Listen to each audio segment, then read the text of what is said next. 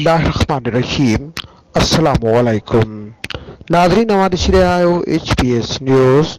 Ghotki crime reporter Bahadur Ali खोसो।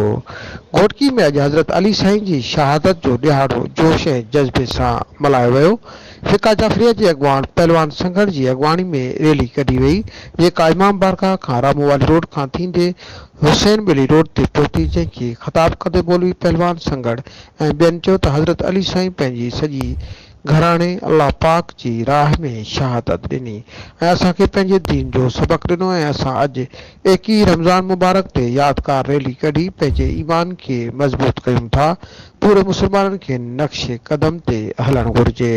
मज़ीद ख़बरुनि जे लाइ अव्हां ॾिसंदा रहो HPS न्यूज़।